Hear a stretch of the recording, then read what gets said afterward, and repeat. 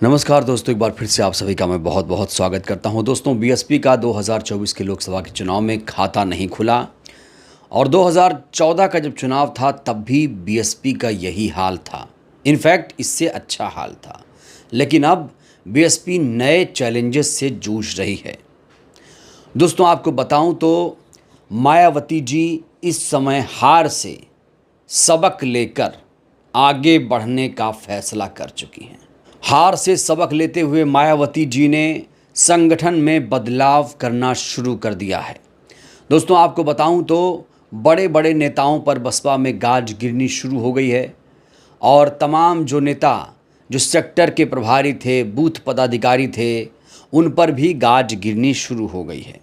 दोस्तों, आपको याद दिला दूं कि मायावती जी ने इस बार गठबंधन नहीं किया था और गठबंधन नहीं करने का फैसला इसलिए लिया गया था।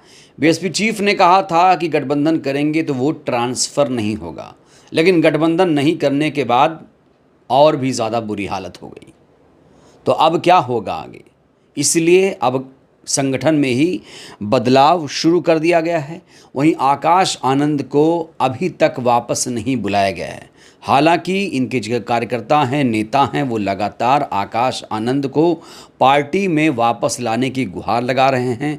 कह रहे हैं, बहन जी अब जल्दी करिए, अब देर मत करिए, अब आकाश आनंद को वापस लेकर आइए। लेकिन दोस्तों, अभी तक ऐसी कोई खबर नहीं आई है। मायावती जी ने आकाश आनंद के बारे में कोई भी बात नहीं किया अभी तक।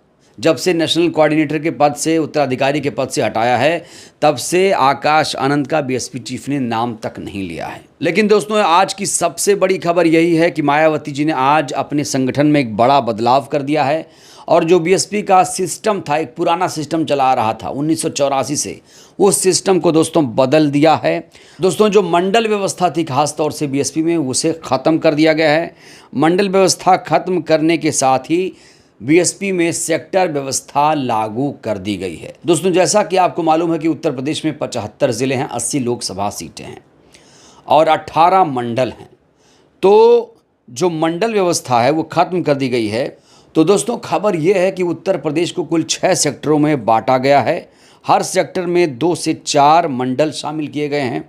कई सेक्टर के इंचार्जों की भी तैनाती कर दी गई है और कई कार्यक्षेत्र में बदलाव किया गया है। जैसे एक बड़ी खबर ये भी है कि अयोध्या, देवीपाटन, बस्ती और गोरखपुर मंडल का एक सेक्टर बना दिया गया है और मायावती जी ने इस सेक्टर का जो इंचार्ज बनाया है वो बीएसपी चीफ यानी उत्तर प्रदेश बसपा के जो अध्यक्ष हैं विश्वनाथ पाल, उन्हें बना दिया गया है। इसके साथ ही घनश्याम खरवार, सुधीर कुमार भरत, सुरेश कुमार गौतम को भी इन्होंने इंचार्ज बना दिया है।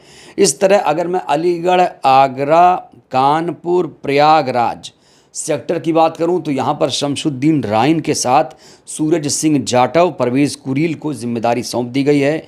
मुनकाद अली को मेरठ, सहारनपुर, मुरादाबाद, बरेली का मुख्य जोन इंचार्ज बना दिया गया है।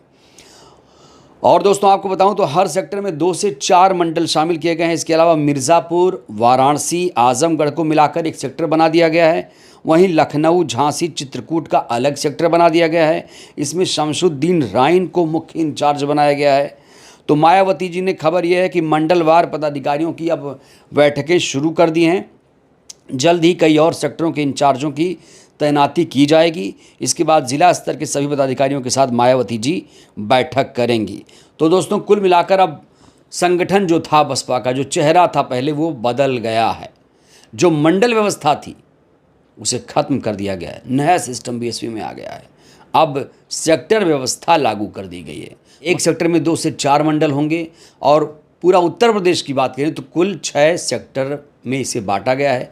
हमने कहा कि 18 मंडल उत्तर प्रदेश में हैं और एक सेक्टर में 2 से 4 मंडल शामिल हो सकते हैं। तो दोस्तों, ये बहुत बड़ा बदलाव हुआ है बसपा में। अब तक का सबसे ऐतिहासिक बदलाव इसे कहा जा रहा है, क्योंकि 2 बार बसपा ने अपना खाता नहीं खोला। लोकसभा के चुनाव में खाता नहीं खोला, वहीं कई पार्टियों ने अच्छा प्रदर्शन किया। यहाँ तक कि जो चंद्रशेखर आज़ाद हैं, उन्होंने 1 सीट हासिल कर लिया और बसपा 0 पर रह गई। पहले अगर यही कोई बात बोलता कि चंद्रशेखर आगे निकल जाएंगे मायावती जी से, तो लोग कहते अरे देखिए क्या बातें कर रहा है। लेकिन ऐसा हुआ, एएसपी बीएसपी से आगे निकल गई। और वहीं समाजवादी पार्टी दोस्तों देश की तीसरी सबसे बड़ी पार्टी हो गई। राष्ट्रीय पार्टी तो नहीं है, लेकिन देश की सबसे तीसरी बड़ी पार्टी बन चुकी है समाजवादी पार्टी, और उत्तर प्रदेश में सबसे बड़ी पार्टी हो गई है समाजवादी पार्टी लोकसभा चुनाव के मद्देनज़र देखा जाए तो जो जीतता है उसका कॉन्फिडेंस हाई रहता है, आत्मविश्वास बढ़ता है। जैसे क्रिकेट को ही ले लीजिए, क्रिकेट में अगर कोई बल्लेबाज शतक मार देता है और दूसरा मैच शुरू हो जाता है तो वो जाहिर तौर पर उस प्रदर्शन से और ज़्यादा मोटिवेट होता है, अगले वाले मैच में भी अच्छा प्रदर्शन वो करता है और आत्मविश्वास से लबरेज रहता है। ठीक ऐसे राजनीति भी है। अब समाजवादी पार्टी के हौसले बुलंद हैं, एएसपी के हौसले बुलंद हैं और कांग्रेस पार्टी भी अपना हौसला बुलंद कर चुकी है, क्योंकि कांग्रेस पार्टी का जहां 3 से 4% वोट शेयर हुआ करता था, वहीं पर वो भी बसपा से ज़्यादा उसका वोट शेयर हो गया है। और उत्तर प्रदेश की बात करूं तो कांग्रेस पार्टी भी 10% वोट शेयर यहां हासिल कर चुकी है। तो दोस्तों ये बदलाव ज़रूरी था बीएसपी में, और बीएसपी के कई नेताओं का, कार्यकर्ताओं का कॉल आ रहा है, बड़े निराश सब लग रहे हैं। लेकिन भाई निराश से देखो कुछ नहीं होता है। बहुत सारे लोग मैसेज करते हैं, कॉल करते हैं कि हम तो निराश हैं और हम क्या करें। ज़रूरी है नेता सबक लें हार से। जनता जो वोट करती है, जो नेताओं को चुनती है, उसे ज़्यादा निराश होने की ज़रूरत नहीं है। ज़रूरी है कि जो पार्टी बनाकर चलते हैं, जो नेता लोग हैं, वो हार से सबक लें। और बीएसपी ने जो बदलाव किया है, इनफैक्ट इसे अच्छा बदलाव माना जा रहा है। दोस्तों बड़े बड़े नेताओं को भी बसपा चीफ ने हटाना शुरू कर दिया है, क्योंकि अपने बूथ पर भी इन लोगों ने कोई भी वोट नहीं दिला पाए, 100 वोट भी नहीं दिला पाए, कई लोग तो ऐसे हैं। तो उन लोगों को भी पार्टी से निकाला जा रहा है। अब एक नया चेहरा बीएसपी का तैयार हो रहा है, और ये जो कवायद हो रही है 2027 विधानसभा चुनाव को लेकर हो रही है। तो दोस्तों चुनाव में सबसे खराब प्रदर्शन के बाद एक्शन में है बीएसपी चीफ, और उन्होंने बसपा का जो पुराना सिस्टम है बदल दिया है। बड़ा सवाल, इस बदलाव से 2027 में बीएसपी को कितना लाभ होगा, 2027 में बीएसपी कमाल करेगी या नहीं करेगी, ये दोस्तों आखिरी मौका होगा बीएसपी के लिए।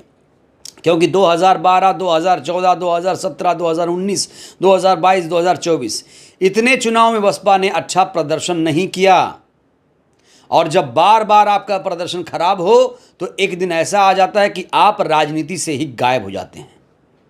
लेकिन अब मायावती जी सतर्क हो चुकी हैं, अपने कार्यकर्ताओं को साफ तौर से संदेश दे दिया है कि आप लोग निराश मत होइए, फिर से कमर कस लीजिए। 27 के लिए अब तैयारी कर चुकी हैं बीएसपी चीफ। पुराना सिस्टम बदल दिया है, नया सिस्टम लागू हो चुका है। अब मंडल व्यवस्था खत्म करने से, सेक्टर व्यवस्था लागू करने से बीएसपी को कितना लाभ होगा दोस्तों, ये बड़ा सवाल है। और क्या आकाश आनंद की वापसी होनी चाहिए? आकाश आनंद की वापसी कब होगी? मायावती जी क्या आकाश आनंद की पद की बहाली कर पाएंगी? क्या उन्हें फिर से उसी मोड में ला पाएंगी? क्या 2027 से पहले आकाश आनंद को फिर से बड़ी जिम्मेदारी दी जाएगी? ये भी दोस्तों एक बहुत बड़ा प्रश्न है, और बीएसपी को कुछ करना पड़ेगा। अगर उसे 27 में अच्छा प्रदर्शन करना है दोस्तों, तो बीएसपी को बहुत ही मेहनत करनी पड़ेगी, क्योंकि समाजवादी पार्टी भी 27 के मोड में आ चुकी है, एएसपी भी 27 के मोड में आ चुकी है। तो इस समय चैलेंजेस सबसे ज़्यादा अगर किसी के पास है तो वो बीएसपी चीफ हैं, क्योंकि वोट का बंटवारा भी हुआ है। मुसलमानों ने उतना वोट नहीं दिया, दलितों के वोट में भी जो मायावती का काडर वोट था उसमें भी सेंध लग गई। तो दोस्तों ये बहुत बड़ा झटका है बीएसपी के लिए, और बीएसपी अब नहीं संभली तो आगे डूब जाएगी दोस्तों। इसीलिए शायद मायावती जी ने जो पुराना सिस्टम था उसे खटारा सिस्टम बदल दिया है। अब नया सिस्टम आ गया, देखते हैं नया सिस्टम 27 में क्या काम करता है। बहरहाल इस वीडियो में इतना ही। बहुत बहुत धन्यवाद, शुक्रिया।